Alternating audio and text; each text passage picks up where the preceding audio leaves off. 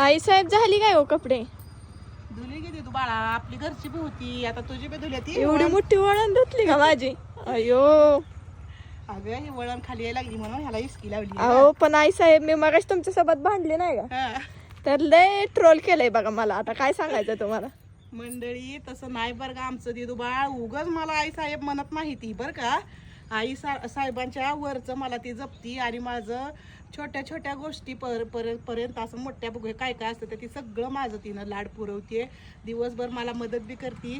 जी काय आमचं बोलणं असतंय, जी काय आमची भांडणं असते तर कशासाठी असते ती दिदू बाळ? फक्त भांडणं जी येते ना आमची ती फक्त आम्ही ती रील साठी खोटी खोटी भांडणं असते ती.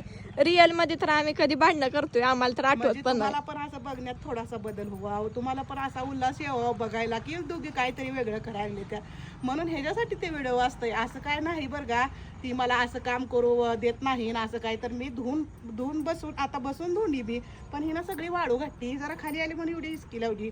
वाळू बिळू तिची ती घालती काढती, एवढंच की लेकरांना व्यवस्थित घसरं देऊन हे चांगलं असं ब्रशनं घासून धुता येत नसतंय.